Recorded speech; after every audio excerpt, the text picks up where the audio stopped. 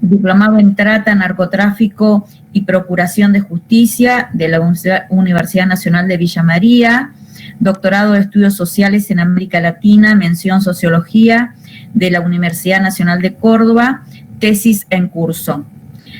Tiene una vasta experiencia como docente en institutos terciarios y en la universidad. En el instituto terciario, en este momento, está como profesor, se desarrolla como profesor en las carreras de profesorado a nivel inicial y primaria en el Instituto Carbó. Después, universitario, en filosofía y sociología del Centro de Estudios Fretianos. Tiene vasta experiencia en cuanto a presentaciones como panelista y conferencista en el ámbito universitario y en organismos e instituciones de reconocida jerarquía. Ha dirigido programas y proyectos de extensión. Es conferencista, disertante y panelista en actividades comunitarias y de extensión. Eso como una síntesis de su currículum. Así que gracias, Sergio, por acompañarnos y ayudarnos a seguir reflexionando acerca de esta terrible problemática que es la trata de personas. Gracias, Sergio. Gracias por la invitación, gracias por las palabras de recepción y de presentación. Y bueno, mi experiencia de docente y mi experiencia también en comunidades religiosas me ha llevado como a comprender esta problemática de la trata de personas, y creo que hoy vale la pena, en las condiciones en las que estamos, de pandemia, más allá de las razones por las cuales se dispone, ¿no?, del aislamiento social preventivo obligatorio, esto que llamamos el ASPO.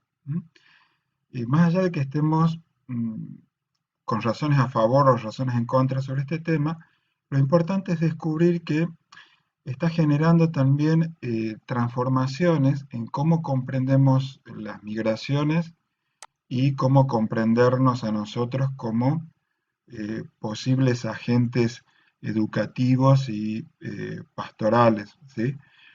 Entonces, en este sentido, yo voy a presentar primero que entiendo como el formato seminario, ¿sí? Luego, cómo entiendo yo que se van transformando los modos, ¿sí?, las modalidades de la trata de personas en tiempos de pandemia, y desde dónde podemos ir como haciéndonos preguntas, informándonos, por un lado, del marco legal vigente, pero por el otro lado también tratando de ir un poco más allá, porque vamos viendo también los límites del marco legal vigente ante nuevas problemáticas que se están suscitando, ¿sí? Entonces, ¿qué entiendo yo por un seminario? Un seminario es un formato didáctico en el cual un docente prepara un recorrido de materiales con los cuales abre diálogos, debates sobre temas o contenidos complejos. Es decir, a diferencia de asignaturas o materias, tenemos que estar dispuestos a la interdisciplinariedad. Si bien mi formación es en filosofía y en sociología y en teología, no voy a abordar uno u otro de las disciplinas, sino más bien voy a intentar elaborar razones más interdisciplinares, ¿sí? La interdisciplinariedad. Sobre los temas o contenidos complejos que se ponen en una relación racional en ámbitos que a veces no se ponen en conexión, ¿sí? Habitualmente no se conectan. Acá justamente la propuesta es relacionar educación, derecho, pastoral, cuestiones que a veces se piensan como mundos distintos, pero que en realidad necesitan también ser pensados de modo interdisciplinario e integral. A veces las relaciones pueden ser de contradicción entre uno y otro ámbito. A veces indicaremos algunas orientaciones, a veces lograremos consensos, pero otras veces señalaremos que hay disensos entre unos y otros ámbitos y racionalidades. Entonces, lo importante es como que estar abiertos a estas posibilidades. Por otro lado, un seminario requiere del protagonismo inteligente de aprendices. ¿M? Y somos todos aprendices. Acá yo también me incluyo como un aprendiz, entre otros, nada más que con un recorrido tal vez más entre académico, pastoral o eh, con alguna experiencia de trabajo de campo, pero en definitiva somos aprendices. Y en cuanto a que el punto de partida van a ser las experiencias y las prácticas sociales, pero tenemos que ir logrando preguntas de indagación para buscar fuentes de información y una búsqueda crítica de esas fuentes de información confiable que antes podíamos desconocer o percibir como desvinculadas o a veces hasta depreciadas, ¿no? Cuando venimos de un ámbito u otro, ¿no? El objetivo entonces es realizar ejercicios de reflexividad. Este concepto lo tomo más bien de la teoría sociológica de Pierre Bourdieu en relación a la posibilidad que tenemos los agentes sociales de pensarnos involucrados en el propio objeto de investigación y de reflexión. Entonces somos sujetos que vamos cambiando nuestros propios preconceptos, nuestras propias prenociones, nuestros propios prejuicios, en la medida que vamos modificando también nuestras prácticas educativas y sociales. ¿Mm? Entonces, no vamos a hacer bajadas de línea, ¿eh? Ni tampoco nos vamos a quedar simplemente en preguntas así académicas, sino que lo que vamos a tratar es de pensar preguntas que nos lleven a reconstruir trayectos de pensamiento y de acción que podamos llevar a nuestras propias prácticas docentes, a nuestras propias prácticas pastorales, ¿sí? Dicho esto entonces sobre qué es un seminario, es siempre un gran desafío, lo vamos a tratar de hacer hoy y mañana, entonces hoy lo que vamos a tratar de poner es como ciertos ejes y simientes de lo que pueden ser como los marcos interpretativos, ¿m? Para estas preguntas, ¿eh? Por un lado, la convocatoria es de Pastoral de Migraciones, ¿sí? Y migraciones y trata de personas son signos de los tiempos, nos diría la teología contemporánea. Benedicto XVI, ¿sí? Por ejemplo, cuando decía que en la Jornada Mundial de Migrantes y Refugiados del 2006, decía que la migración es un signo de los tiempos en tanto que podemos reconocer un fenómeno que atraviesa los siglos y que no está concluido, sino que va concluyéndose o va realizándose de modo estructural en las sociedades, ¿sí? Y entonces la migración comprende migraciones internas entre provincias, decimos nosotros, o regiones a nivel nacional, migraciones internacionales, pueden ser también migraciones forzadas o pueden ser también migraciones voluntarias, como por ejemplo migraciones profesionales o de estudios, o legales en cuanto a que aquellos que migran por buscar mejores condiciones laborales y también irregulares en donde eh, las personas pueden huir de condiciones adversas como plaga o pestes en sus propios lugares, con lo cual en la pandemia la globalización nos lleva a pensar que la migración está transformándose a partir de estas condiciones y es susceptible del tráfico de personas y de seres humanos. No hay que olvidar también que migrar a veces como derecho humano es también lo que pueden realizar estudiantes extranjeros y últimamente estamos como también presenciando este tipo de migraciones. Ahora bien, el año pasado el Papa Francisco trató como de ayudarnos a comprender que esto de la trata de personas como signo de los tiempos no es solamente una cuestión de un grupo o de la Iglesia Católica, sino que constituye una violación injustificable, la trata de personas, violación injustificable a la libertad y la dignidad de víctimas con dimensiones constitutivas del ser humano deseado y creado por Dios, por lo que debe considerarse un crimen de lesa humanidad. ¿Mm? Esta declaración tan fuerte necesita como ser desarrollada, pero bueno, simplemente acá lo pongo como una declaración que vamos a tratar como de revisarla. Eh, y esto sin dudar, la misma gravedad por analogía debe atribuirse a todos los vilipendios de la libertad y la dignidad de todo ser humano, ya sea por un compatriota o por un extranjero. Entonces, esta convocatoria de Pastoral de Migraciones trata de conjugar migración y trata en una misma reflexión. La pandemia.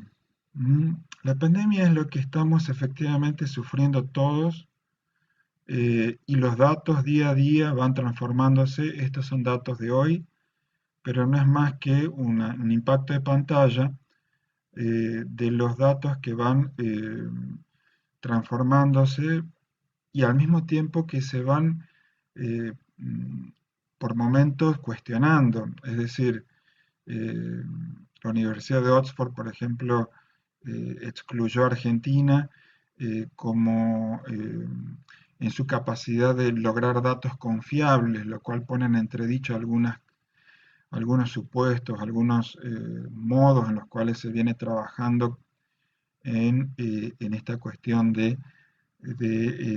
la lucha contra esta pandemia del COVID-19.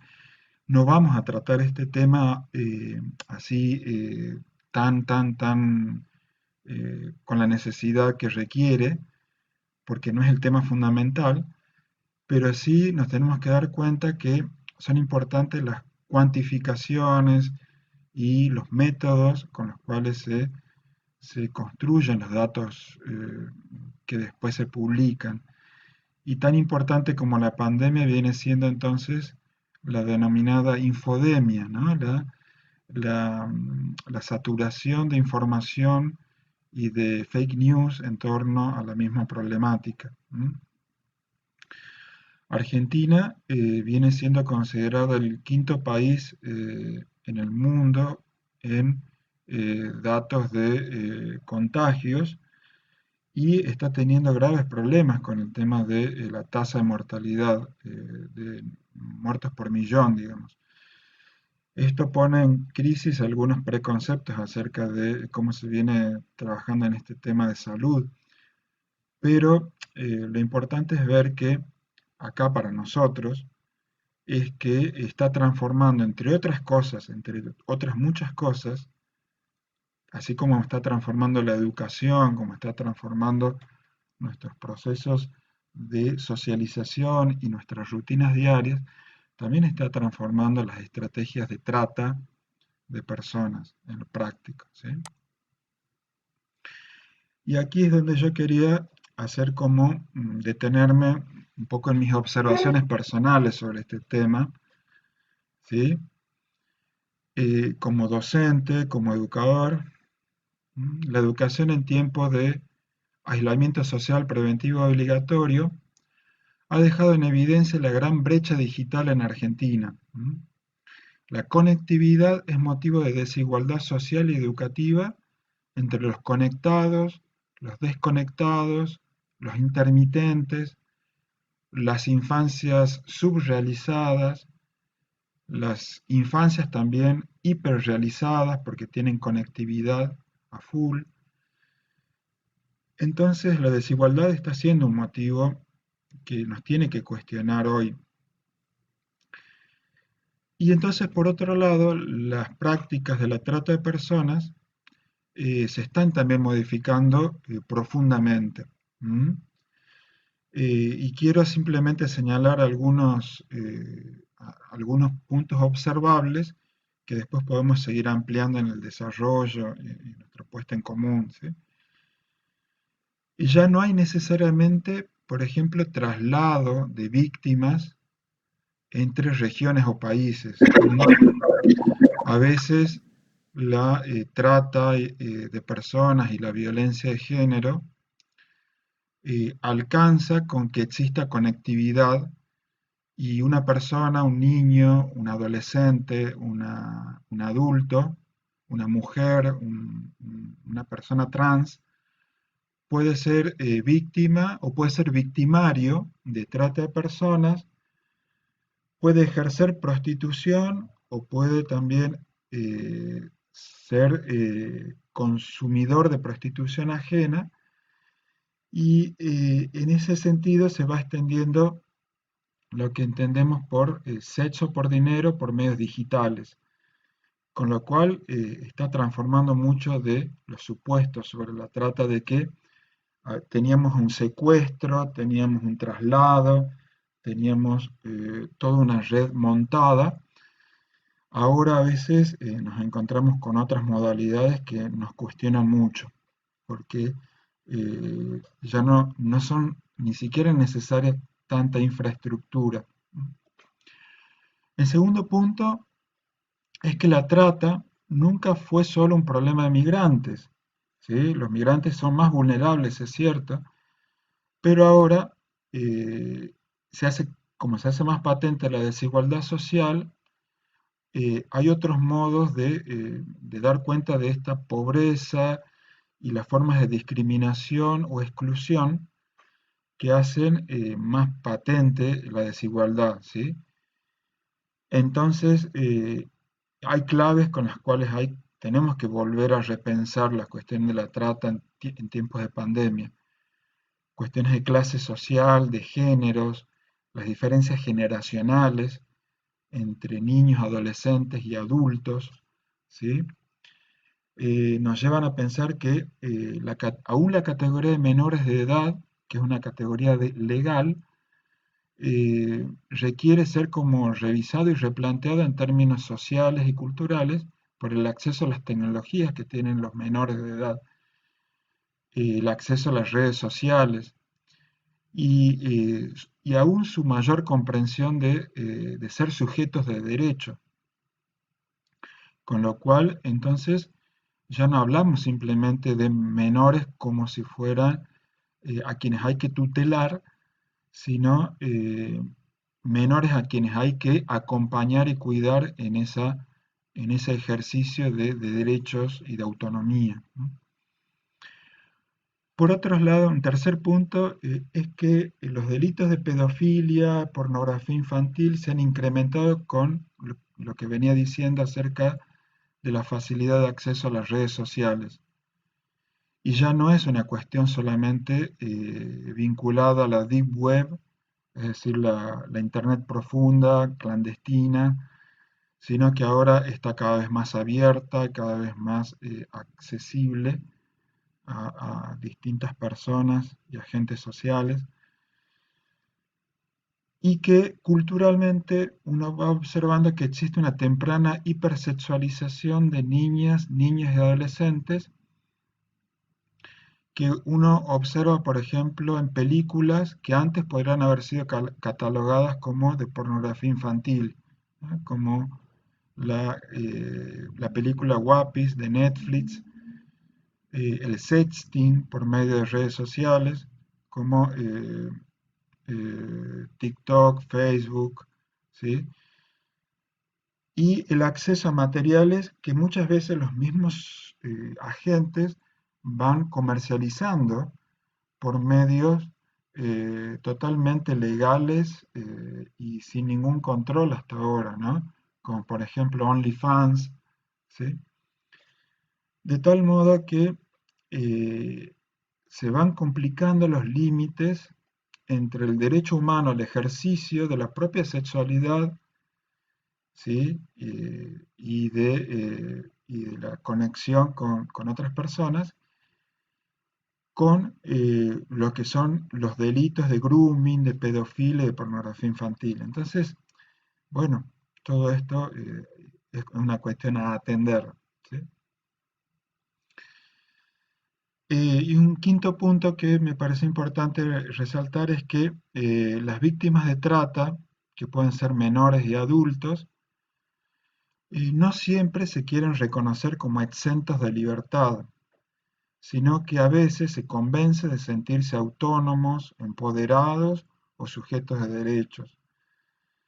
Un delicado tema, porque a veces lo que antes simplemente nos alcanzaba con decir, bueno, acá tenemos la víctima, hoy muchas veces no se reconocen como victimizados o victimizadas y tampoco pueden ser entonces liberadas de sus mismos abusadores, proxenetas o tratantes, y a veces autogestionan sus propios modos de comercialización de su cuerpo o sus propias imágenes.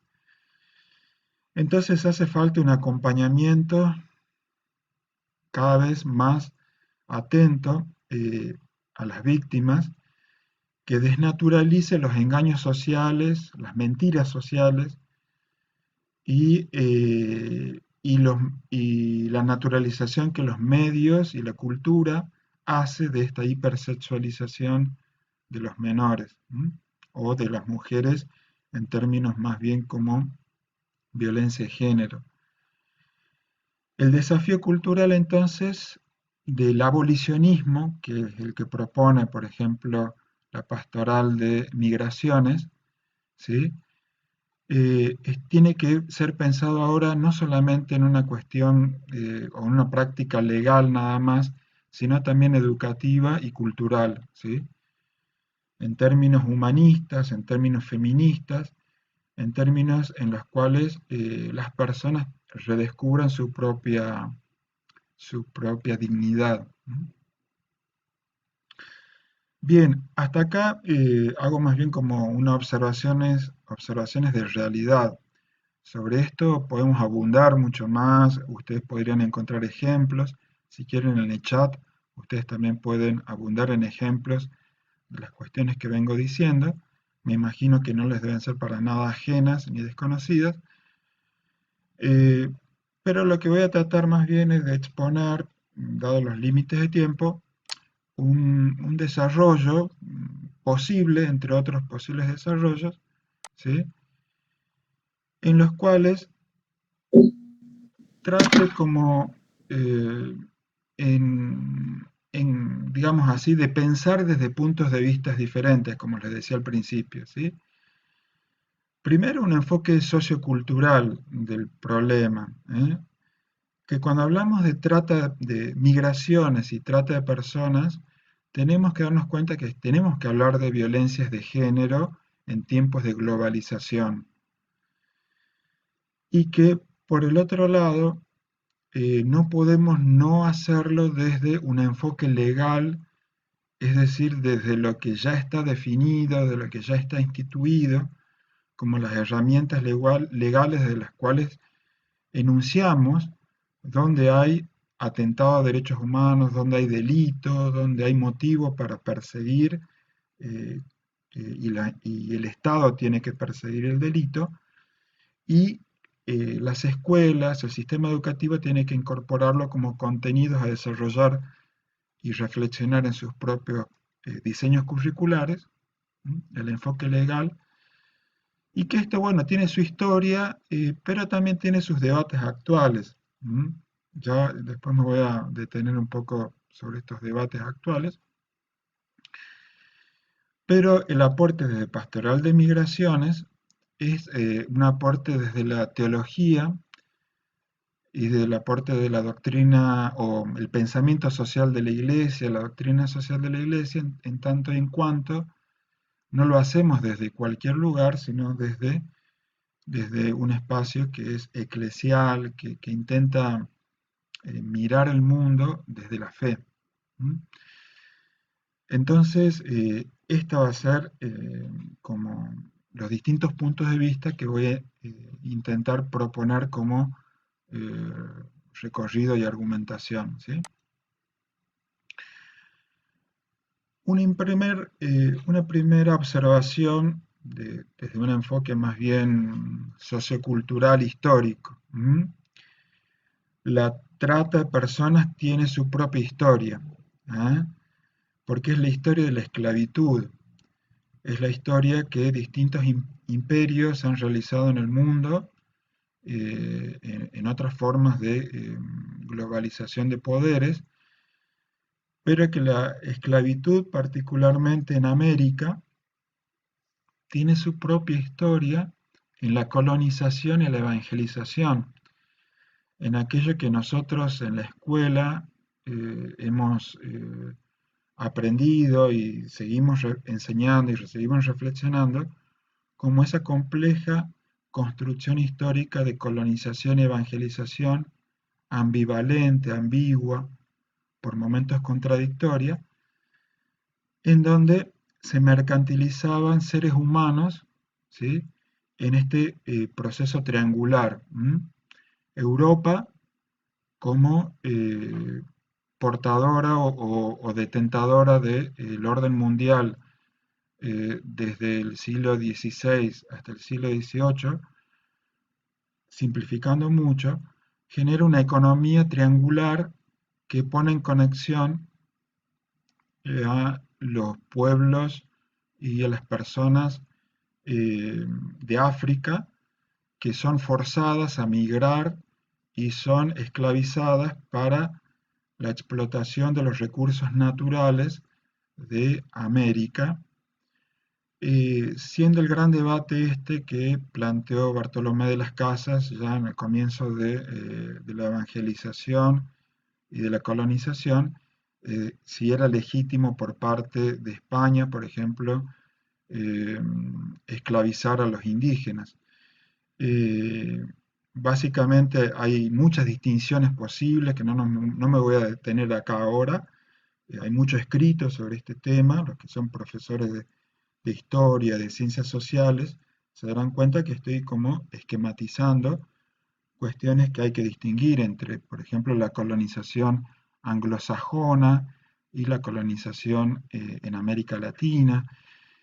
Pero básicamente la economía triangular se constituyó en estos siglos, ¿sí?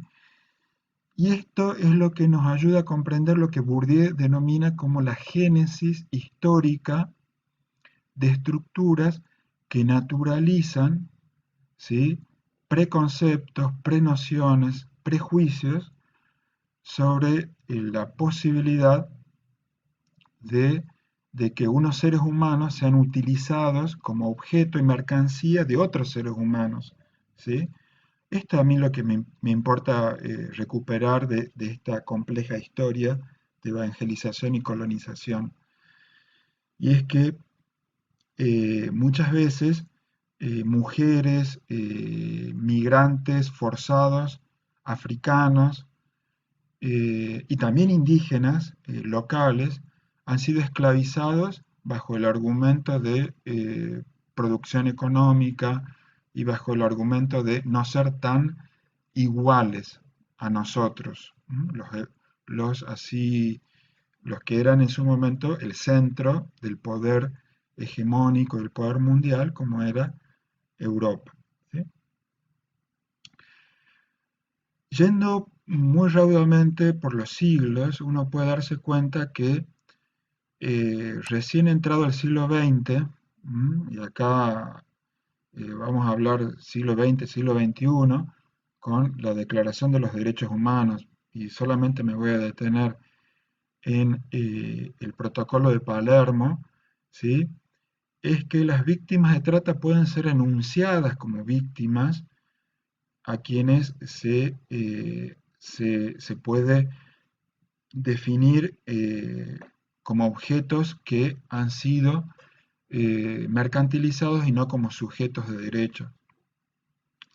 Entonces, en el derecho es muy importante estas convenciones internacionales, estos protocolos que los países pueden firmar entre sí, porque da lugar después no solamente a lo que son las constituciones nacionales, digamos, como origen, digamos, de respeto de los derechos ciudadanos, sino también de las modificaciones del derecho que requieren, ¿no? Y en Occidente, fíjense que por una muy compleja historia, yo no me voy a detener tampoco mucho en esto, simplemente lo enuncio, y es que recién en el 2002 tenemos esta definición de trata de personas que va como desarrollando lo que se llama Protocolo de Palermo y que sirve para las legislaciones que después se han hecho en distintos países que adscriben a esta convención internacional, ¿sí? En realidad, este protocolo no era solamente para prevenir, reprimir y sancionar la trata de personas, sino también para la lucha contra el terrorismo, ¿sí? Y el tráfico de armas. Lo que pasa es que después las legislaciones han como transpapelado, han transcripto, mejor dicho, han transcripto mucho este concepto. Entonces, simplemente las enuncio acá, quienes ya la conozcan va a ser recurrente, para algunos puede ser la primera vez que la escuchan. Por trata de personas se entenderá la captación, el transporte, el traslado, la acogida o recepción de personas recurriendo a la amenaza o al uso de la fuerza o a otras formas de coacción, el rapto, el fraude, el engaño, el abuso de poder o de una situación de vulnerabilidad o la concesión o recepción de pagos o beneficios para obtener el consentimiento de una persona que tenga autoridad sobre otra, con fines de explotación. Esa explotación incluirá como mínimo la explotación de la prostitución ajena u otra forma de explotación sexual, los trabajos o servicios forzados, la esclavitud de las prácticas análogas a la esclavitud, la servidumbre o la extracción de órganos. Esta definición es la que en Argentina, recién después de debates promovidos por organizaciones civiles y recogidos, ¿sí? Por debates legislativos, eh, queda más bien instituida en el 2008 recién como la primera ley de trata que nosotros hemos tenido, que ha sido después modificada en el 2012, ¿sí? Y acá estoy hablando para quienes por ahí están recién como desayunándose de algunas de estos marcos legales, ¿sí? Entonces, en el 2008 tuvimos nuestra primera ley de trata que casi transcribía de forma literal la misma definición del Protocolo de Palermo, incluyendo la cuestión de la distinción entre menores de edad y el consentimiento o no de las víctimas, ¿sí? Básicamente uno, ¿qué es lo que puede entender? Y es que eh, hay siempre, desde el 2008 hasta el 2012, ¿sí? Y hasta antes de la pandemia, que es lo que entendíamos, que existía siempre un reclutamiento forzoso o por medio de engaños, de muchas modalidades que aún hoy persisten, no es que hayan desaparecido, pero se están transformando. Hay un reclutamiento, ¿sí? En algún país como que podemos después registrar en algunos casos o situaciones. Hay una coerción o traslado de las personas, ¿sí? Que termina generando lo que efectivamente se denomina en la legislación argentina como tráfico. El tráfico de personas es el delito que lleva a transgredir la soberanía del país en aceptar quién entra y quién no entra en el país. Entonces el tráfico de personas es el derecho que tiene un país de algún modo regular quienes pueden ingresar al país, ¿sí? Entonces, a veces a veces se confunde trata y tráfico cuando son, en la legislación argentina, son conceptos distintos. ¿sí? Pero a veces la trata también tiene condiciones regionales o provinciales, como nos acostumbramos a ver también en recortes de diarios, ¿sí? Y la explotación se realiza en un lugar de destino, un lugar en donde las redes de tráfico, que generalmente a veces son también de narcotráfico, realizan explotaciones por medio de lugares de explotación como pueden ser prostíbulos, como pueden ser lugares de coerción, pero también vamos viendo que esto mismo se está transformando hoy. Bien, esto es para quienes están teniendo como primeras noticias sobre el tema. Nosotros podemos encontrar, y esto gracias a la Pastoral de Migraciones ¿sí? de la diócesis de Río Gallegos, que hizo como un pequeño registro de noticias y de ver cómo es que, por ejemplo, en el sur, continúa vigente estas modalidades de trata. ¿Ah? Eh, Tratantes serían de Santa Fe y ofrecen sus servicios de manera telefónica, por ejemplo en la noticia, o en el diario El Patagónico, donde se dice que hay 9 detenidos por trata en Pico Truncado, en Caleta, ¿m? Y así es como que se pueden actualizar aún estas noticias, ¿sí? Eh, Hay una característica que me resultó muy importante destacar de este relevamiento que hacía Pastoral de Migraciones, que el sur ya no solamente es un lugar de tránsito de la trata, sino también un lugar en donde no es que en el sur van simplemente para la comercialización de trata, sino que también es un lugar de consumo desde el origen y el transcurso y tiene su propia historia, con lo que ustedes ya muchos conocerán que se llamaba las casitas y que hoy por hoy tienen como una interdicción, tienen como un cerramiento, pero que se fue transformando también o se fue clandestinizando también, ¿no?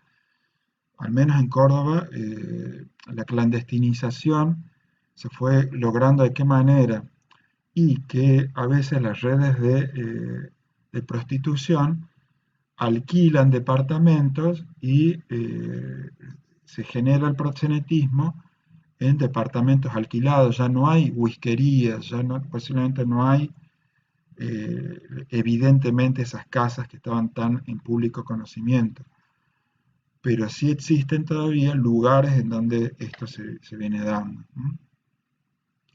Y entonces se van transformando también las rutas de la trata, que en la Patagonia pueden ser un lugar a ser indagado. ¿Sí?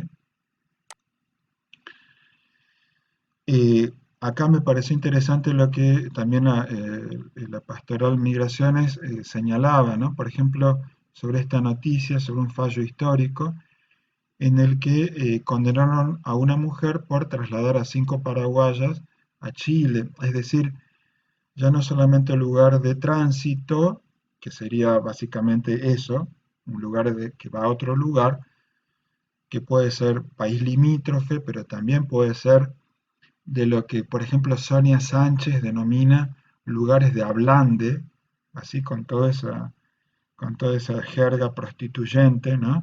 En donde las mujeres son violentadas para luego ser traficadas a países como España o otros países europeos. ¿Ah? Entonces el sur a veces eran esos lugares de ablande, se decían, ¿no? Esos lugares en donde se victimizaba y se sometía sexualmente a mujeres para lograr esa sumisión al dominio masculino. ¿Sí? Bueno, hay otras noticias que ustedes después también pueden trabajar más sobre. Desbaratan red de trata en Puerto Natales y liberan a 2 mujeres de Río Turbio. Entonces, existen situaciones de trata, existen redes, pero existen también cosas que se están logrando, que se están haciendo, es decir, no todo está en blanco o negro, hay una lucha que está en pie.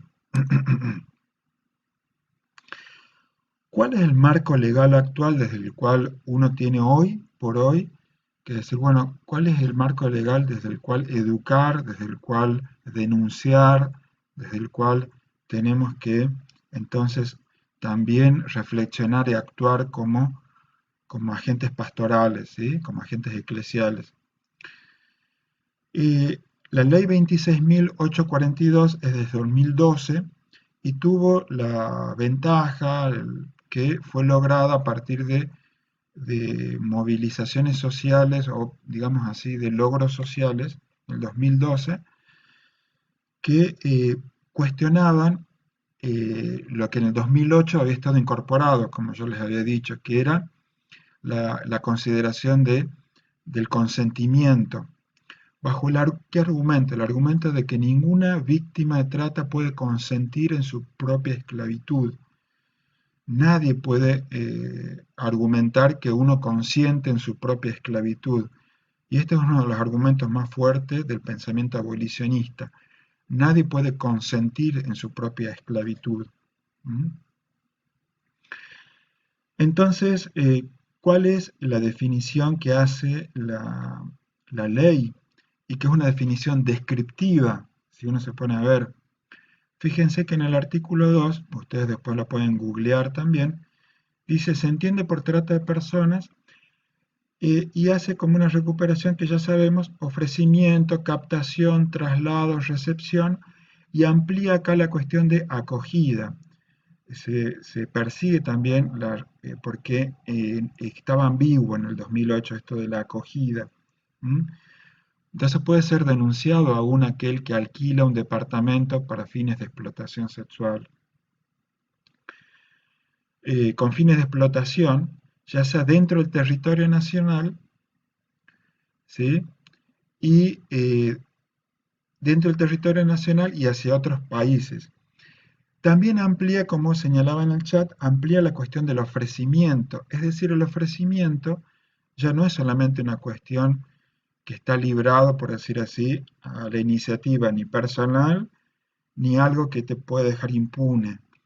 El ofrecimiento de un tercero para la prostitución o de un menor de edad para la prostitución es susceptible también de denuncia.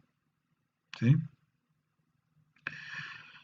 A los fines de esta ley, entonces, se extiende por explotación la configuración de cualquiera de los siguientes supuestos, sin perjuicio de que constituyan delitos autónomos respecto del delito de trata de personas. Y esta es la descripción en la que entra y que vale la pena detenerse. Entonces, ¿cuándo hay trata? Cuando se redujera o mantuviera a la persona en condiciones de esclavitud o servidumbre bajo cualquier modalidad, cuando se obligara a una persona a realizar trabajos o servicios forzados, ¿sí? Eh, cuando se promoviere, facilitara, comercializara la prostitución ajena o cualquier forma de oferta de servicios sexuales ajenos, ¿sí? Cuando se promoviere, facilitar o comercializar la pornografía infantil o la realización de cualquier tipo de representación o espectáculo con dicho contenido, cuando se forzare a una persona al matrimonio o cualquier tipo de unión de hecho, ¿sí? Cuando se promoviere, facilitar o comercializar la extracción forzosa o ilegítima de órganos, fluidos o tejidos humanos. El consentimiento dado por la víctima de trata y explotación de personas no constituirá en ningún caso causal de exhibición de responsabilidad penal, civil o administrativa de los autores, partícipes, cooperadores o instigadores. ¿Mm? Esto es fundamental resaltarlo. porque si bien nosotros podemos detenernos en estos ítems que acabo de mencionar, ¿sí? Y nos vamos a ir deteniendo, eh, ya no hay una consideración legítima sobre si consiente o no la víctima en ser víctima de trata. Ahora, eso en términos legales, en términos sociales, en términos culturales es lo que hay que trabajar, porque como yo les decía al principio, a veces las mismas víctimas son las que no se consideran a sí mismas víctimas de trata. Entonces tampoco participan, si se quiere, de la denuncia, tampoco participan del querellamiento, o a veces dicen, bueno, yo estoy acá porque quiero o hago lo que quiero, ¿sí? Entonces, eso es lo que justamente, dicha la ley, hay como mucho trabajo todavía por hacer en términos educativos y pastorales, en términos de acompañamiento a víctimas, ¿sí? Esto es ya lo dicho, ¿no? No hay mucho más que explicar, se explica fácilmente, no me voy a detener mucho más en esto. Y sí me interesa reflexionar sobre lo siguiente, que eh, hay agentes sociales fundamentales en el delito de trata de personas que participan de algún modo en el campo de luchas, ¿sí? El primero es el Estado, que tiene que justamente perseguir el delito, ¿sí? En términos del derecho, digamos, legisla, y en términos del poder ejecutivo, el poder de policía, ¿sí? Y la justicia son los que justamente tienen que perseguir el delito, ¿no? El Estado no se puede eximir, no se puede tampoco, por decir así, simplemente uno escudar en decir, bueno, pero no hay recursos, cuando en realidad también el Estado tiene la responsabilidad de hacerlo, ¿sí? Eh, para cumplir con las leyes que aprueba, ¿sí? Y en el otro polo, la sociedad civil, y ahí es donde nosotros nos identificamos como agentes sociales, agentes eclesiales, es en donde nosotros tenemos que poder ser capaces de promover los derechos, denunciar, acompañar víctimas, pero jamás tenemos que suplantar o de algún modo excluir el papel del Estado en ese sentido, ¿no? Como organizaciones civiles no pueden reemplazar al Estado en su responsabilidad en todo esto. Y por otro lado, quienes son los agentes en donde se entabla esta relación tan compleja, a veces de desentrañar, que es entre víctimas y victimarios, de esclavitud, trata y delito, ¿sí? Porque como les decía, a veces esto supone que a veces las víctimas pueden hasta confundir sus propias emociones con respecto a los tratantes y hasta enamorarse de sus propios victimarios, con lo que se conoce como el síndrome de Estocolmo, ¿sí? Entonces, bueno, hay cuestiones ahí a seguir tratando, ¿sí? Trabajando, digamos.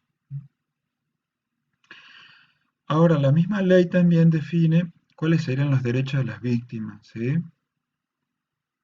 Y como es muy larga, yo las voy a separar como en dos partes, ¿sí? En acá dos diapositivas. Por un lado, que el Estado Nacional debe garantizar a las víctimas de los delitos de trata o explotación de personas los siguientes derechos con prescindencia de su condición de denunciante o querellante en el proceso penal correspondiente, y hasta el logro efectivo de reparaciones pertinentes, ¿sí? El primer derecho a garantizar es el de recibir información sobre los derechos que le asisten en su idioma. Y esto es muy importante para Pastoral de Migraciones, contar con gente que pueda hablar el mismo idioma de las víctimas, en forma accesible a la edad y a la madurez también de las personas, de modo tal que se asegure el pleno acceso y el ejercicio de los derechos económicos, sociales y culturales que le corresponden. B. El de recibir asistencia psicológica y médica gratuita con el fin de garantizar su reinserción social. C. Recibir alojamiento apropiado, manutención, alimentación suficiente y elementos de higiene personal. D. Recibir capacitación laboral y ayuda en la búsqueda de empleo. E. Recibir asesoramiento legal e integral y patrocinio jurídico gratuito en sede judicial y administrativa en todas las instancias del proceso. Y ahí es donde es muy importante, por ejemplo, cuando hablamos de niños y adolescentes, el papel del abogado del niño, ¿sí? Que tiene que poder participar y ser la voz esclarecida más bien que defienda los derechos del niño. F. Recibir la protección eficaz frente a toda posible represalia contra su persona o su familia, porque las víctimas son amenazadas, ¿sí? Contra no solamente su propia integridad física, psicológica o individual, sino también la de su familia, en el lugar de origen, ¿sí? En el país de origen, en redes complejas que son a veces internacionales. Entonces necesitan también ser protegidas, ¿sí? Y ahí es donde, bueno, excede lo que pueden hacer las organizaciones sociales a veces, ¿sí? Aunque a veces también las organizaciones sociales y eclesiales pueden hacer mucho en eso. Quedando expeditos a tal efecto todos los remedios procesales o disponibles a tal fin. En su caso, podrán solicitar su incorporación al Programa Nacional de Protección de Testigos, si es que justamente como víctima termina también siendo testigo contra sus propios proxenetas, que está previsto en la Ley 25.764. También tiene derecho a permanecer en el país. Eso es muy importante porque no necesariamente tiene que ser, digamos, extraditado, remitido a su propio país de origen. Es decir, tiene el derecho a permanecer en el país si así lo decidiere, recibiendo la documentación necesaria a tal fin. En caso de corresponder, será informada la posibilidad de formalizar una petición de refugio en los términos de la Ley 26.165. H. Retornar, pues también tiene el derecho a retornar a su lugar de origen cuando así lo solicitare, ¿sí? También tiene el derecho a prestar testimonio en condiciones especiales de protección y cuidado, en el caso de los menores de edad, por ejemplo, mediante cámara Gesell, ¿sí? Contempla las cuestiones, digamos, de la salud de la víctima, ¿sí? J. Ser informada del estado de las actuaciones, es decir, esta cuestión del consentimiento informado del proceso jurídico es una cuestión que hay que cuidar también en el acompañamiento a las víctimas. Y la incorporación o reinserción en el sistema educativo, en caso de que así lo requiriera, por ejemplo, si es un menor de edad, si es un niño, adolescente o niña. Y en caso de tratarse de víctimas menores de edad, además de los derechos precedentes enunciados, se garantizarán los procedimientos que reconozcan sus necesidades especiales que implican la condición de ser un sujeto en pleno desarrollo de personalidad. Es decir, esto es muy importante. El menor de edad, como sujeto de derechos, puede a veces hasta contradecirse en sus propias declaraciones, porque está justamente en un proceso de desarrollo de su personalidad, y esto no invalida su testimonio en tanto y en cuanto digamos, el abogado y los peritos psicológicos o los psicólogos o trabajadores sociales puedan como ayudar a que el niño o el adolescente pueda decir, bueno, a ver, si ayer dijiste una cosa y hoy decís otra, el juez no puede argumentar contradicción simplemente para desestimar el testimonio, sino que tiene que oír también a las otras partes que acompañan al menor, ¿sí? O a la persona involucrada, ¿sí? Que está en proceso de maduración. Se procurará la reincorporación a su núcleo familiar, y ojo porque eso puede sonar bueno, la reincorporación al núcleo familiar, pero a veces es bastante terrible, justamente cuando en la familia el menor ha sido víctima de abusos o de violencia y termina siendo víctima de trata. Entonces termina siendo una revictimización de la víctima cuando uno la quiere reincorporar a su mismo núcleo familiar. Por eso la aclaración siguiente, o al lugar que mejor proveyere para su protección y desarrollo. Abre esta posibilidad que a veces la mejor solución no es reincorporar al menor a su propia familia, ¿no? Acá hay una cuestión que viene siendo un tema de capacitación, que ha sido motivo de amplia difusión en medios de comunicación y que sigue siendo motivo, como digo, de capacitación, y para nosotros no puede ser algo que desconozcamos, alguna noticia tenemos que tener.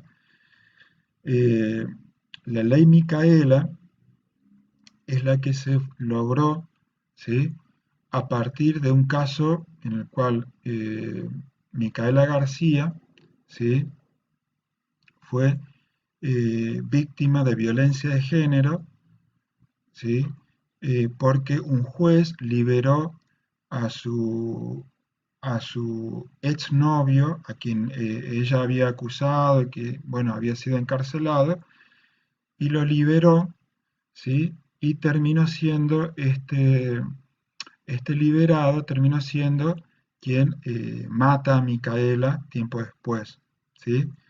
Micaela justamente era participante de movimientos abolicionistas feministas, era activista, digamos, no era cualquier joven, mujer, eh, sino que era alguien que estaba informada de sus derechos, pero no fue posible para el juez visibilizar esa violencia de género y visibilizar, el juez Rossi, digamos, no fue capaz de visibilizar que estaba cometiendo un atropello que posiblemente se iba a cargar con la vida de Micaela. Esto fue levantado, esta causa, por movimientos feministas, y hoy por hoy es un logro haber logrado esta ley Micaela que regula la obligación a formarse en cuestiones de violencia de género para todos los funcionarios públicos, ¿sí? Es decir, un juez, un policía, un fiscal ya no pueden argumentar desconocimiento, sino que, bueno, los docentes tampoco, ya no podemos simplemente quedarnos ajenos a la cuestión de las violencias de género, como si fuera una cuestión opinable, ¿no? Sino que es una cuestión que es un contenido a desarrollar en la educación. Violencia de género que tiene manifestaciones físicas, porque daña cuerpos, psicológicas, porque daña la autoestima, sexual, porque es una apropiación de la sexualidad de las mujeres, o niños, niñas o trans, ¿sí?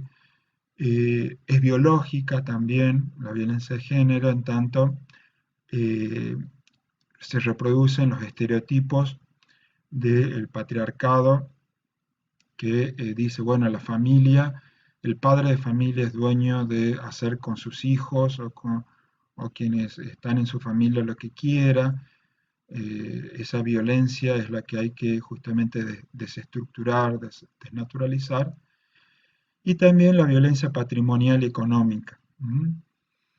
En este entonces hay mucho que seguir trabajando, hay mucho que seguir haciendo. Eh, Acá se abre un amplio abanico. Yo acá puse desde un spot publicitario hasta, que salió en la televisión pública sobre el caso, hasta un análisis de la cobertura del caso Micaela en los medios gráficos, que fueron muy ambiguos en el proceso, ¿sí? Cuando muchos no hablaban de femicidio, simplemente hablaban de homicidio, y después también la necesidad de lo que se fue dando después en construir cursos virtuales de capacitación para agentes públicos y funcionarios. Este es un tema que para nosotros como agentes de pastoral también es un tema a tratar. En la red de infancias robadas, de la que soy partícipe, yo participo de esa red de infancias robadas de la hermana Marta Peloni, viene siendo un tema de reflexión, un tema de estudio, un tema de capacitación, de formación dentro de la misma red. La cuestión de violencia de género. Bueno, conclusiones provisorias del día de hoy. Y digo provisorias ¿por qué? Porque, a ver, como en todas las conclusiones, uno tiene que dejarlas abiertas a nuevas preguntas, las preguntas que puedan haber salido por el chat y las necesidades de esclarecer algunos conceptos o desarrollar algunos conceptos. Ya vamos a abordar eso. Yo quería terminar un poco con estas exposiciones. Por un lado, esto que la Pastoral de Migraciones viene diciendo, Río Gallegos, como una postura que es también eh, compartida tanto por la Red de Infancias Robadas como una postura también compartida por otros organismos públicos como el eh, Comité Ejecutivo de Lucha contra la Trata de Personas, y es la posición abolicionista contra la trata. Es decir, cuando uno piensa la esclavitud y la trata de personas como construcciones históricas, socioculturales, uno se da cuenta que hay a veces posiciones que son reglamentaristas por un lado y que promueven, por ejemplo, eh, que promueven la prostitución como trabajo sexual. Esta es la posición que tienen organizaciones como AMAR o como algunas posiciones feministas, que no son todas, y que dicen, bueno, si la prostitución no es delito, porque la prostitución no es delito, ¿por qué va a ser delito entonces el proxenetismo y por qué no directamente considerarlo trabajo y trabajo que pueda pagar hasta impuestos y pueda pagar monotributo, digamos así, como empleo autónomo, digamos, ¿no? Bueno, justamente esa es la posición reglamentarista. La posición criminalizadora es la que a veces desde ciertos feminismos anglosajones y otros países abogan por como una cierta persecución aún de las mismas prostitutas, las mismas víctimas, porque dicen, bueno, no son víctimas, ellas están consintiendo en todo esto, entonces criminalizan a las víctimas. La posición abolicionista es una tercera posición, y como tercera posición trata de encontrar un equilibrio difícil que cuestiona primero esto, de que hay un sistema prostituyente. El sistema prostituyente es el de políticas eh, que a veces no restituyen derechos y que muchas veces explotan a víctimas o permiten la explotación de víctimas de prostitución, ¿sí? Es como que revictimizan a víctimas. Cuando se naturaliza la prostitución como trabajo, cuando se se le considera trabajo, entre otros trabajos, hay como un proceso ahí de revictimización de las víctimas. La persecución penal efectiva contra los tratantes, es decir, proxenetas y sus cómplices en todos los niveles del Estado, ya sean funcionarios públicos, ¿sí?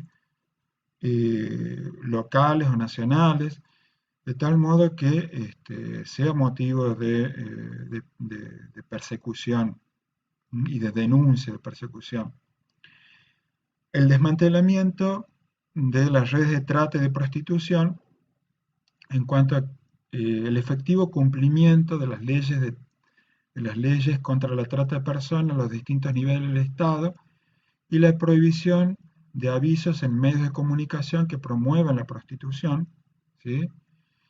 La asistencia integral a las víctimas y además brindar refugio de contención, cosa que justamente eh, tiene que ser una tarea del Estado, pero también de organizaciones sociales, y sancionar la responsabilidad de los prostituyentes, entre comillas, los clientes, por ser parte del negocio de la explotación sexual.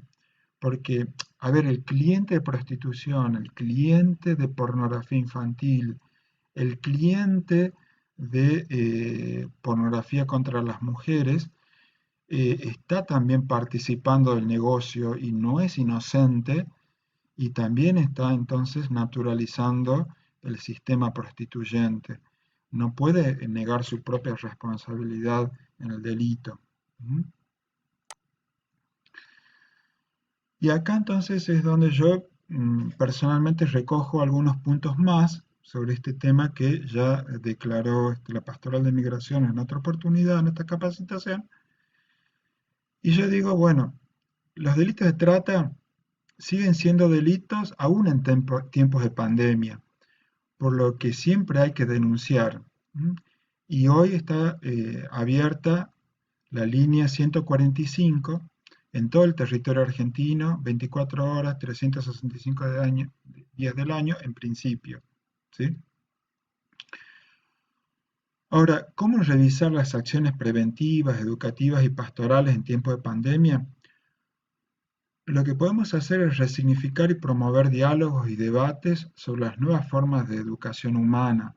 Y ahí es donde es importante como, habiendo dicho lo dicho sobre el abolicionismo, uno pueda abrir espacios de reflexión, diálogo y debate crítico sobre la compleja relación entre derechos humanos y creencias religiosas, creencias judías, cristianas, islámicas. Este es el terreno de la educación, es el terreno eh, también de la pastoral, de los diálogos interreligiosos, ¿sí? Es el terreno en el que aún las confesiones religiosas tenemos mucho que aprender de las declaraciones de derechos humanos que se vienen haciendo o reflexionando de los movimientos feministas y otros movimientos que promueven derechos. También la promoción de la educación sexual integral como un derecho a la educación en Argentina. Esto ya no puede discutirse por motivos confesionales, por decir así, de desconocer o estar dudosos o como sin comprender todavía qué decimos cuando hablamos de violencia de género, ¿sí? O de diversidad de género, ¿sí? La educación sexual integral ya está asumida y promovida desde el año 2006 en Argentina.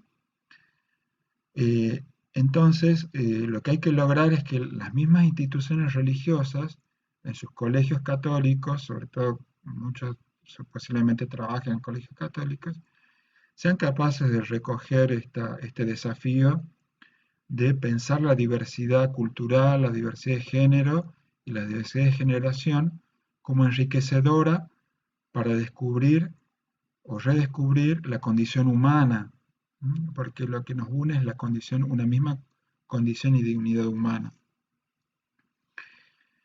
Educar en el uso inteligente de las tecnologías de comunicación.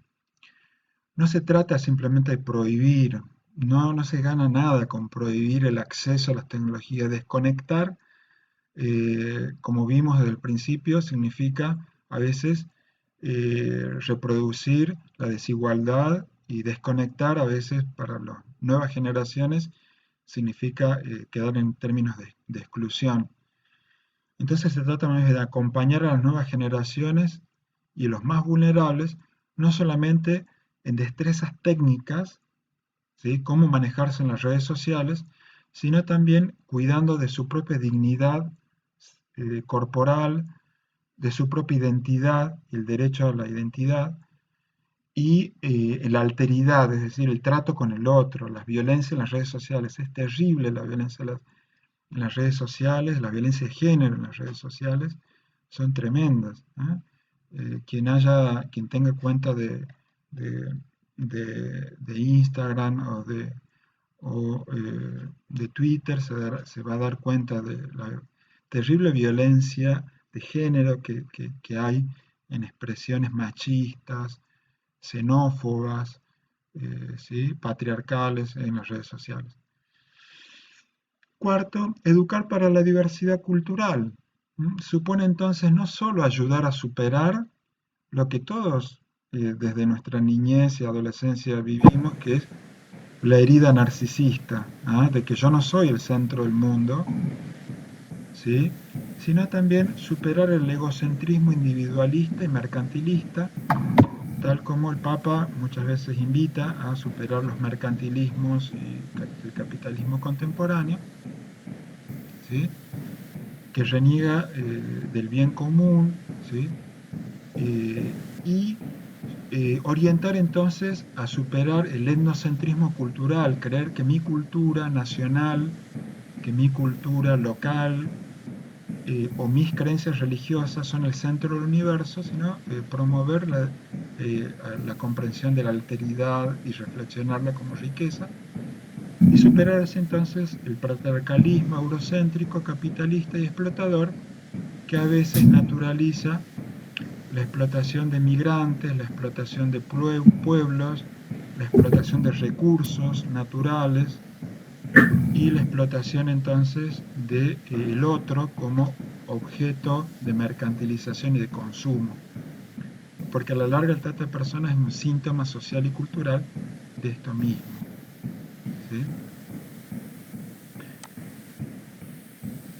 Recursos actuales y accesibles para prevenir y educar contra la trata de personas. Bueno, están desde lo gubernamental hasta lo no gubernamental. Acá hay solamente 4 lugares desde los cuales empezar a explorar, ¿sí? La Procuraduría de Trata y Explotación de Personas, que es el Ministerio Público Fiscal, y otra que es el Comité Ejecutivo de Lucha contra la Trata de Personas y Explotación de Personas y para la protección y asistencia a las víctimas.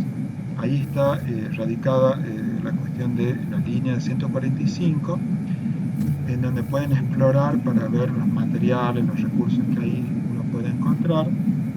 Este espacio, este comité ejecutivo ya estaba previsto en la ley de 2012, recién ahora se está poniendo en marcha. El año pasado y este año empezaron a entrar en funcionamiento este comité, ¿sí? Comité ejecutivo que tiene aspiración federal. Bueno, participo de él, vamos lentamente como todas las cosas, pero bueno, estamos ahí. Hay también espacios no gubernamentales. Bueno, la misma Pastoral de Migraciones es un espacio no gubernamental que motoriza reflexiones y tiene recursos sobre este tema. Lo voy a mostrar ahora. La Red de Infancias Robadas también es un espacio en donde se puede encontrar materiales, uno puede encontrar videos, ¿sí? Sobre esto que les mencionaba sobre la Pastoral de Migraciones, tiene una página de recursos pedagógicos y didácticos y pastorales con el tema de trata de personas para ámbitos educativos, que no solamente trata de pensar en estos términos que yo venía planteando, y seguramente por ser de distintos autores pueden ser hasta mucho más ricos, más didácticos, ¿sí? Desde juego de la OCA para nivel inicial, orientaciones pastorales sobre la trata de personas para quienes buscan los fundamentos eclesiológicos, la revista para ver la actualidad, las propuestas propuestas didácticas para trabajar con niños y niñas, adolescentes, y sobre trata de personas, sobre el tema de trata, y así, materiales de libre acceso y para descargar en este link. ¿Sí? Y bueno, yo un poco atento a que el espacio iba a ser interdisciplinar y que mucha gente tenía capacitación ya sobre el tema. El año pasado salió publicado esta publicación destinada un poco a docentes e investigadores en ciencias sociales, en donde yo planteo esta cuestión de la liberación de la esclavitud como una cultura política posible, ¿sí? Es decir, una revisión crítica de la relación entre abolicionismos, democratización y trata de personas en Latinoamérica. Acá tienen el link para bajarlo gratuitamente. Es una publicación que fue en el marco de un proyecto de investigación financiado por Justicia y Teología de La Haya, ¿sí? De Holanda, y que es una publicación española donde distintos autores, términos así multidisciplinarios, pudimos publicar sobre el tema, reflexiones y debates en torno a la problemática de la justicia y la cuestión del otro vulnerado. Lo pueden bajar, lo pueden leer, lo pueden, como para tratar de profundizar más en estas cuestiones que yo vine enunciando, ¿sí?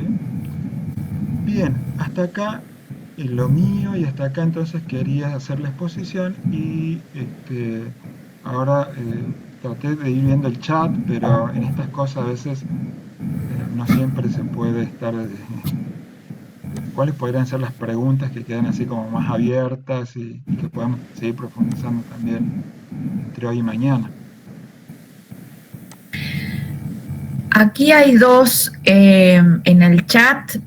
Una es más como reflexión y pregunta, y la otra es una intervención. Constanza López dice: una consecuencia de la pandemia es el incremento de las desigualdades sociales. ¿Qué trabajo en territorio se puede realizar para evitar que aumenten las víctimas de trata, teniendo en cuenta que muchos niños, niñas y adolescentes y mujeres tienen mayor vulnerabilidad para caer en esas redes de trata? Sí, hoy diría que la territorialidad, sobre todo para los que somos docentes y educadores en medios virtuales, viene siendo esta mediación tecnológica que son las aulas virtuales y la educación. Yo estoy como docente en profesorado. Entonces la territorialidad no hay que pensar que es una cuestión simplemente de estar ahí y responder inmediatamente a la demanda. La territorialidad a veces es abrir ojos, abrir conciencias, abrir debates. Y la territorialidad a veces es generar grandes preguntas a nuevos agentes, ¿eh? a los nuevos docentes, a los más jóvenes, sobre cómo entonces mejorar este mundo que tenemos, ¿sí? Entonces la territorialidad hay que pensarla en cuanto a que la virtualidad yo creo que es una gran herramienta, pero también está como bien decía, está como transformando las formas de explotación sexual, pero también está posibilitando, por ejemplo, este encuentro de gente que somos de distintos territorios, puntos de vista, que posiblemente habría sido imposible hacerlo de otra manera, ¿no? Entonces el territorio es más amplio.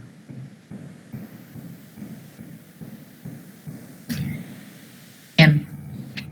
Milagros dice: me gustaría opinar sobre ESI y patriarcado, además que la prostitución y violencia de género no son exclusiva de los varones.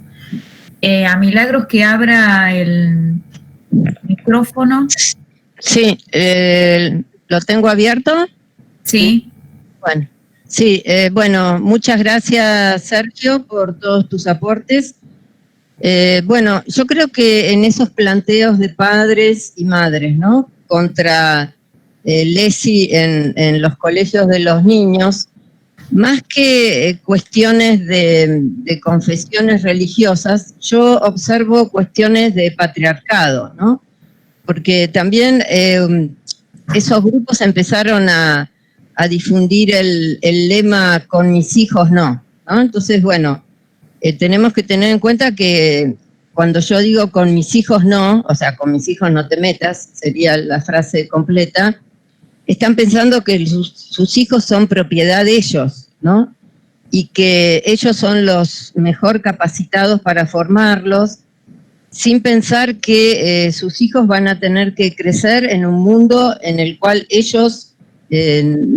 al cual ellos no van a acceder porque se van a haber muerto antes, o un mundo para el cual ellos no están capacitados, ¿no? Entonces, pensar que los padres y madres son los mejores maestros de los niños nos retrotrae a esa imagen idílica de la familia que vos muy bien planteaste, Sergio, en el hecho de que no necesariamente un chico víctima de trata o de violencia va a tener que volver a la familia como esa imagen de ese nido protector en el cual todos son buenos y en el cual lo van a proteger de la mejor manera posible, ¿no?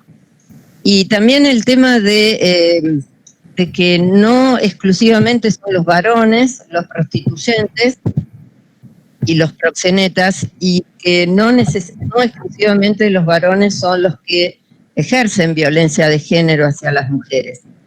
Hay un caso que ocurrió hace un tiempo de ese magnate norteamericano que bueno, quedó preso y terminó suicidándose en la cárcel, en el cual muchos testimonios de las víctimas femeninas decían que era la esposa también de ese hombre el que facilitaba la prostitución, ¿no? Entonces uno dice, bueno, ahí tenemos una mujer directamente implicada, ¿no? En la explotación de personas que pertenecen a su mismo grupo. Y si hablamos de perspectiva de género y también en muchos casos las agrupaciones feministas que piensan que las mujeres somos todas buenas, las mujeres nos queremos entre nosotras, ¿no? Ese concepto de sororidad, y no necesariamente la realidad nos está demostrando eso. Y también quería agregar el tema de cómo hay lo que se podría llamar una perspectiva de clase económica, ¿no? Pensar que la prostitución VIP, o sea, llevada a cabo en hoteles 5 estrellas o en departamentos de lujo, no es prostitución, y que la violencia de género llevada a cabo por gente de grandes recursos económicos no es una violencia similar a la de los sectores populares. Estoy recordando ese caso terrible de la mujer Sarabia, que fue asesinada por su marido, un gran empresario.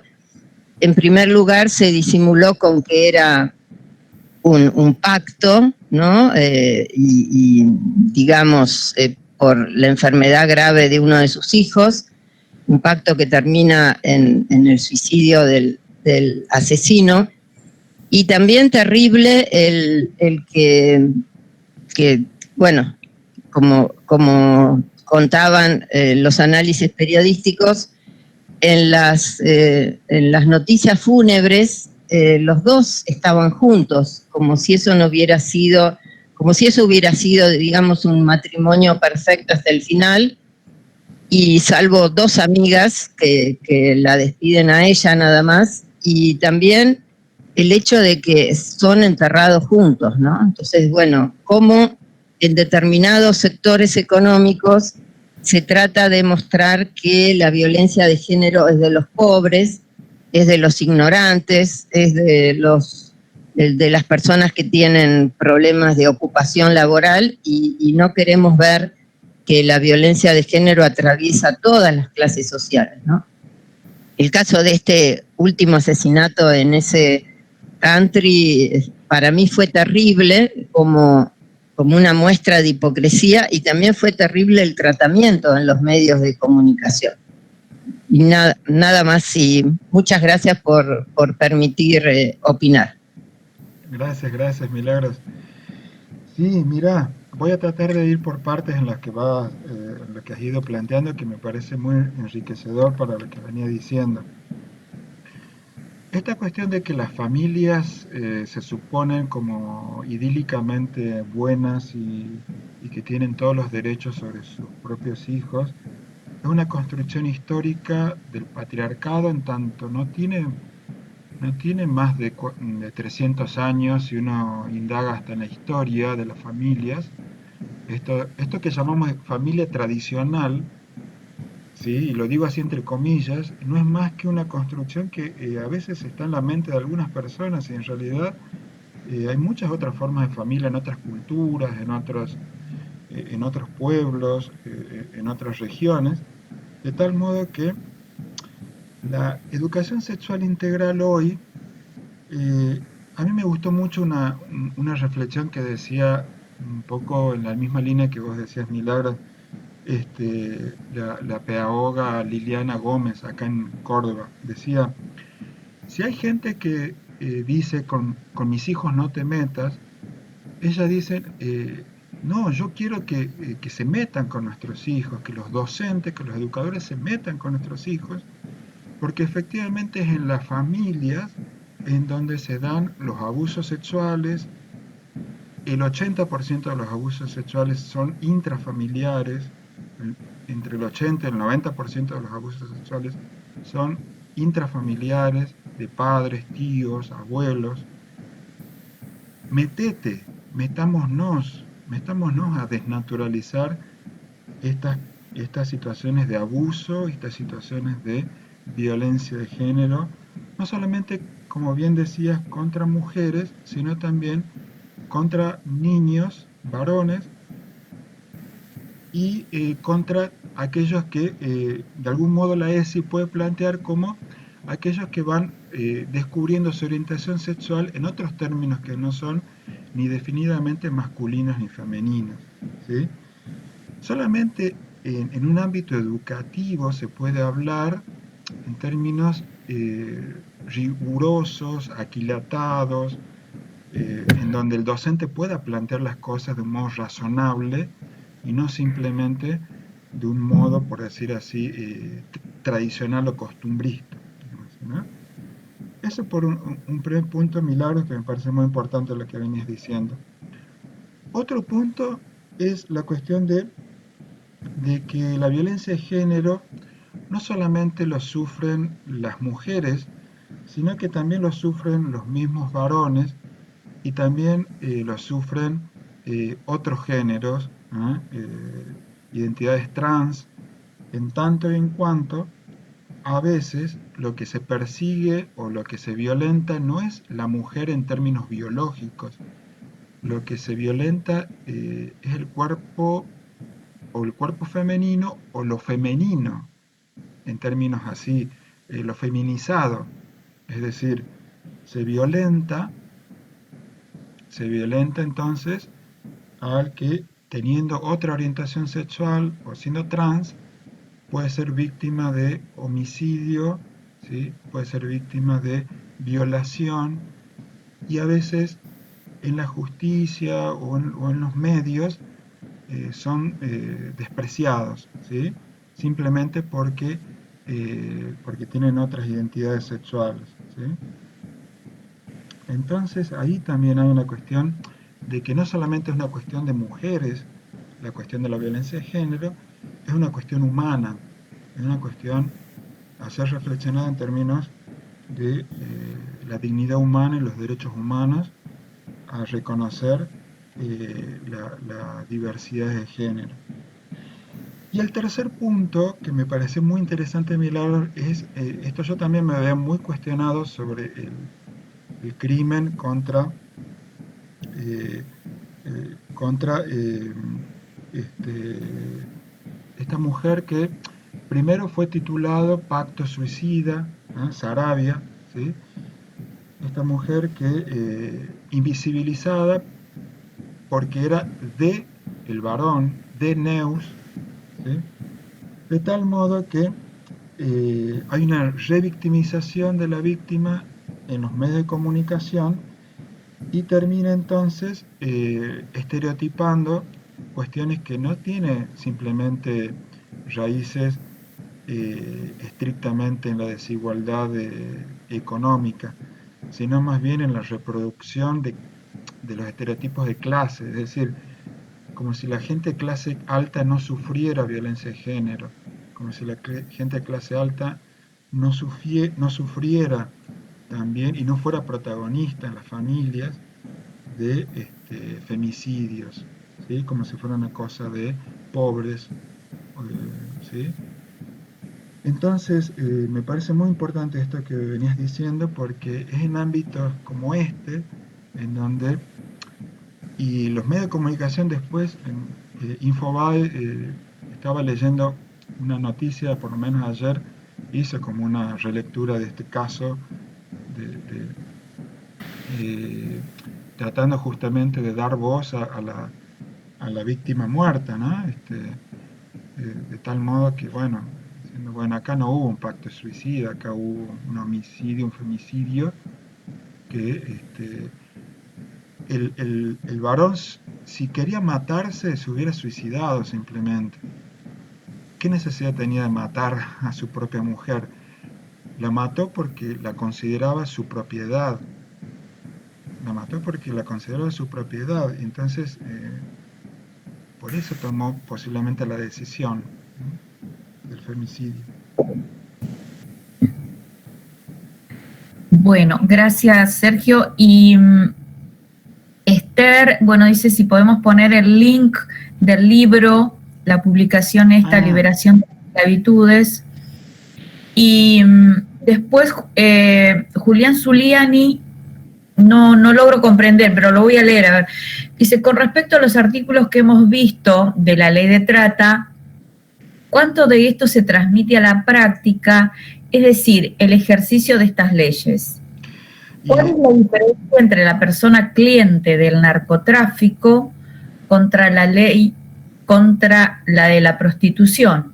Es decir, ¿por qué el equipo de Pastoral Migratoria indica como paso a tomar para la abolición del sistema prostituyente el sancionar y responsabilizar a los prostituyentes, clientes, por ser parte del negocio de la explotación sexual? Sí. Hay un amplio trabajo, no es que es una invención argentina esta posición abolicionista de Pastoral de Migraciones, sino que tiene un amplio antecedente en el modelo sueco, ¿sí? En donde el cliente es perseguido por ser partícipe digamos, de la victimización de mujeres o víctimas de trata, ¿sí? De tal modo que hay como una reflexión que se viene haciendo aún en términos no, por decir así, no eclesiales, sino más bien que vienen del feminismo, de los movimientos feministas, es decir, movimientos feministas que no siendo ni cristianos ni católicos, son abolicionistas, porque entienden que hay una amplio legitimación y naturalización de la prostitución como una opción, entre comillas, así laboral, y entonces que tiene sus raíces en el patriarcado y en las diferencias de clase social.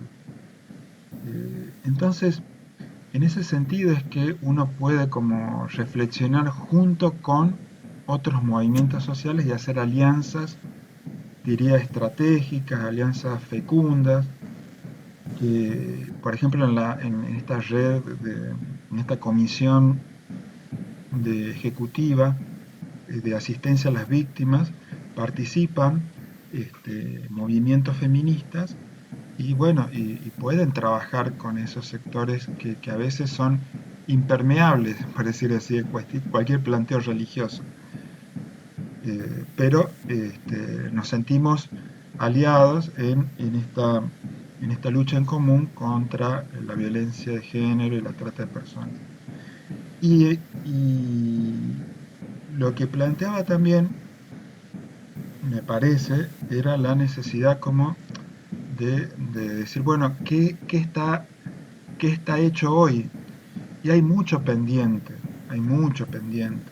Si yo tengo que decir, existe en cada jurisdicción, en cada provincia, en cada territorio, en cada, digamos, lugar del país, un lugar en donde se asista a las víctimas menores, mujeres o de otros géneros, eh, como víctimas de trata, y no los hay, porque no hay personales capacitados, no hay profesionales formados para. Entonces hay mucho por hacer, hay mucho por trabajar. A veces para que la ley sea real, se requiere mucho trabajo social y mucha transformación cultural, ¿sí? Hay mucho pendiente. Bien. No sé, en el chat no hay más preguntas ni ninguna reflexión. No sé si alguien quiere abrir el micrófono para preguntar algo. Si no, vamos cerrando porque la idea era hasta las 21. No sé, micrófono abierto.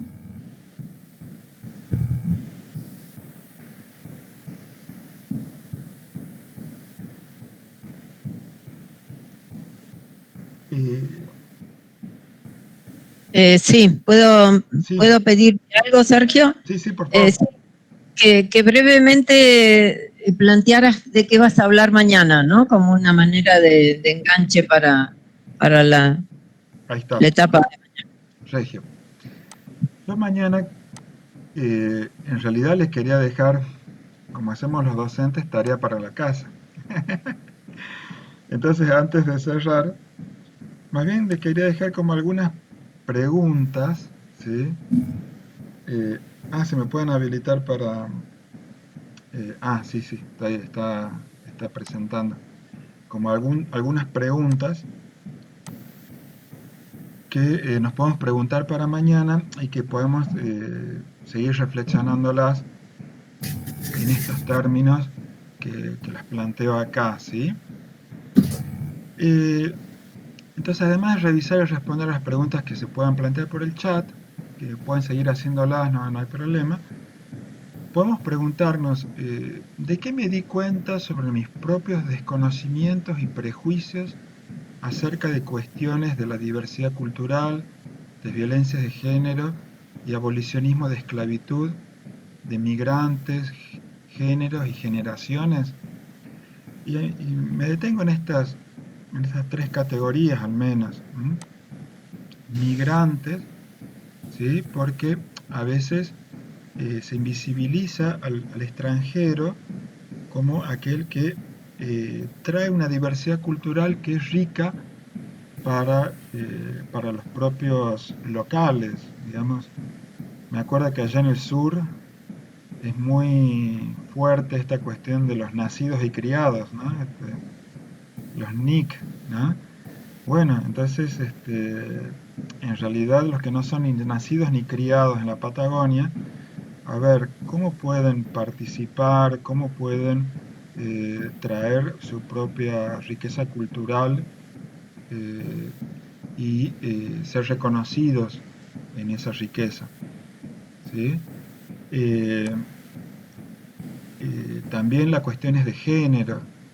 ¿En qué sentido tal vez lo de hoy pueda haber movido algo sobre estas cuestiones de violencia de género o de violencias que no solamente sufren las mujeres, sino también eh, pueden ser partícipes a veces las mujeres y que pueden ser motivos del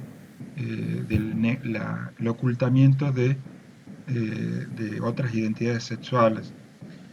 Y la cuestión generacional, ¿no? Los niños y los jóvenes, como sujetos de derechos, pueden traer también sus propias sus propias, a los que tenemos que vencer, digamos así, prejuicios. Segunda pregunta que puede ser, ¿reconozco las diversidades culturales de migrantes, géneros y generaciones como una riqueza humana y no como un peligro a mis propios intereses? Bueno, un poco reproduzco lo mismo anteriormente. ¿Es posible una conversión ecológica integral en la línea de lo ampliamente planteado en Laudato Si y en el Sínodo de la Amazonía? ¿Por qué parece un poco descolocado esto? Y es que Laudato Si y el Sínodo de la Amazonia ha planteado la conversión ecológica integral, algo que veníamos trabajando también en la última semana de estudios del profesorado de Ciencias Religiosas en el CEFIT, como el motivo por el cual la trata de personas es un síntoma social y cultural, pero que es también un motivo de conversión ecológica, digamos, ¿no? Hacernos estas preguntas, revisarnos, replantear, revisar nuestros diseños curriculares, hay que hacerlos en términos también ecológicos integrales, ¿sí? Tal como Laudato Si, el Sínodo de la Amazonía lo plantea, ¿no? Y una cuarta, sobre todo a partir de la lectura que había hecho el otros días de una noticia, hace falta y es posible dialogar y debatir críticamente sobre un nuevo pacto educativo global, tal como lo plantea el Papa Francisco. Es decir, al parecer, el Papa Francisco y la Iglesia se viene replanteando la necesidad de un nuevo pacto educativo global. Posiblemente nosotros todavía tenemos los recuerdos del Congreso Educativo Nacional, que ya está bastante desfasado y que necesitamos replantear. Bueno, pero hay que replantear en nuevos términos, ¿no? Entonces se me ocurría que podía ser un tema también para seguir dialogándolo. ¿Y cómo pienso que podría prevenir y educar en un sentido humano y cristiano para evitar y denunciar la trata de personas en mi escuela o comunidad? Me gustaría que ustedes puedan ser como reflexivos y puedan aportar propuestas, puedan aportar ideas, puedan aportar recursos que se sumen mañana, ¿sí? a este seminario, de tal modo que esto no sea, como les decía, ni una bajada de línea, ni simplemente una exposición, sino que también sea un aprendizaje colectivo. Yo ahora les voy a dejar el link de todo esto para que así puedan bajar los materiales que están citados, que están linkeados, y que puedan entonces así, seguir la propuesta. ¿Ah? Ahora les mando el PDF. ¿Ah? Quedan 5 minutitos, si hay alguna reacción, algo que pueda orientar también en esto, que Milagros nos invita a pensar, bueno, ¿y mañana qué?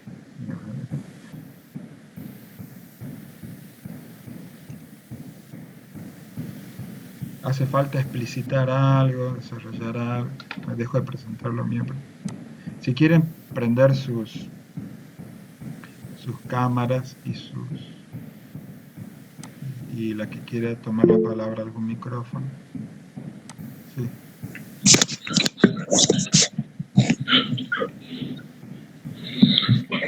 Hola. Sí. Una consulta, ¿no? Yo entré un poco tarde. Yo soy profesor de secundaria y también de primaria. O sea, entré como muy tarde, digamos, a la charla. Bueno, cuestión de que, bueno, tuve que ir al súper y, bueno, volví medio tarde.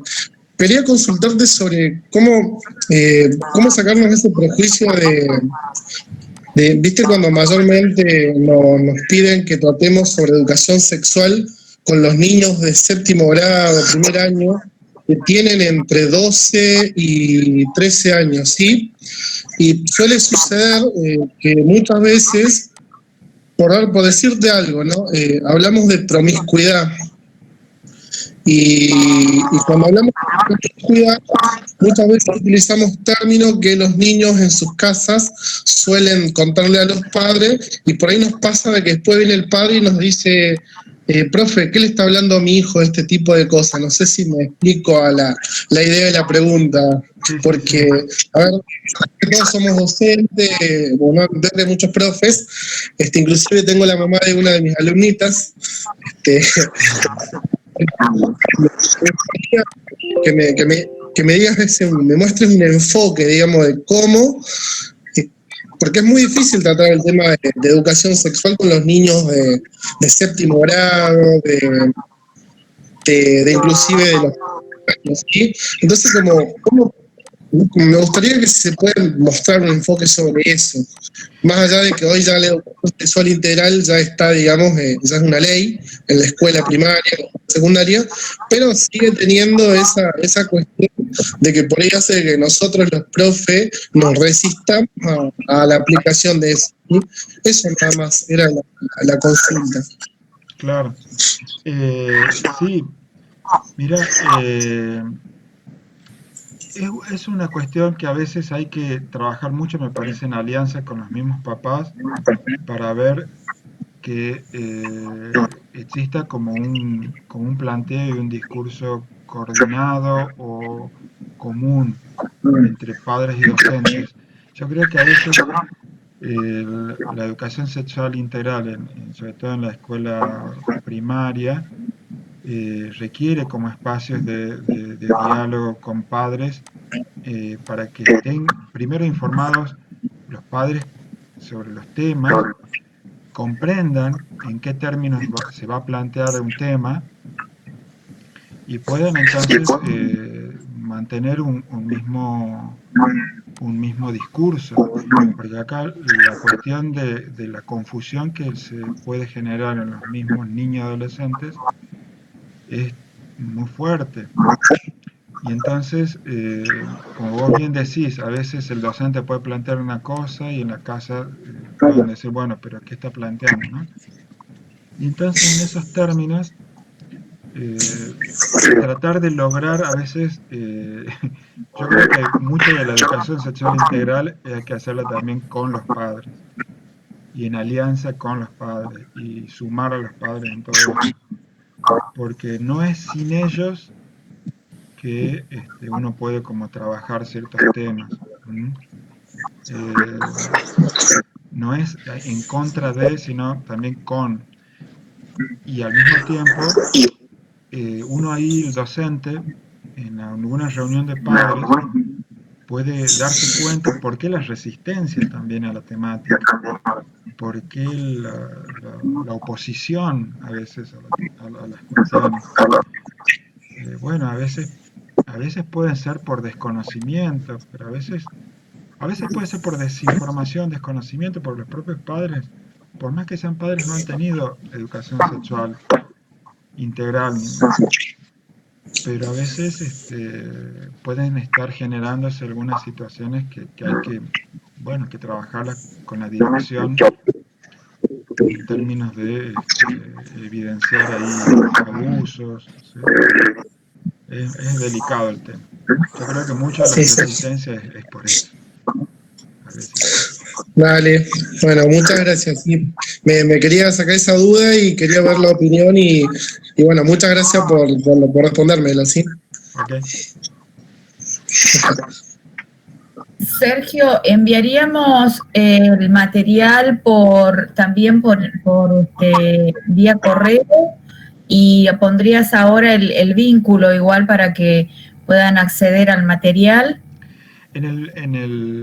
Ahí en el en el PDF que yo les mando, están los links y haciendo clic en esos links pueden acceder a las páginas web, a todo el material, por ejemplo, del libro que he publicado en este proyecto de investigación.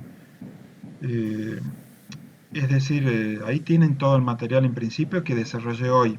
Está todo lo que hoy desarrollamos, está ahí.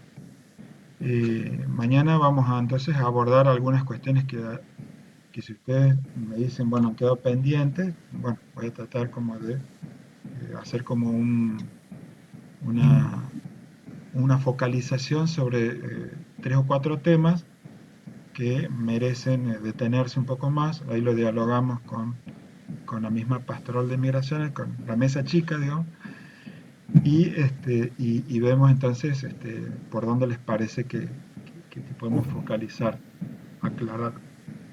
¿Sí?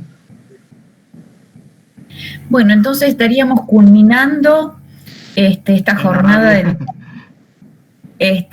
lo que les pedimos, 2 cosas. Que sean puntuales mañana, de ese modo nosotros podemos comenzar puntuales en el horario a las 19 en punto. Pedimos a Marta que pudiéramos menos 10 ya estar logueándonos. Y bueno, agradecerles primero, bueno, este tiempo destinado a esta temática.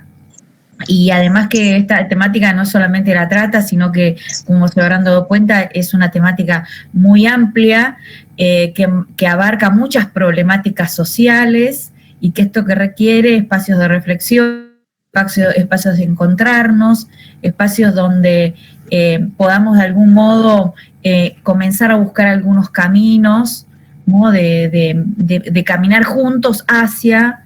Así que bueno, esto nada más. Y agradecerle a Sergio la disposición y sobre todo la generosidad de haber brindado su tiempo, y a ustedes también. Y bueno, que tengan unas muy buenas noches. Bueno. Buenas noches. El chat a partir de las 6:50. Bien, muchas gracias. Hasta las 21. Listo, gracias. Hasta luego. Nos vemos.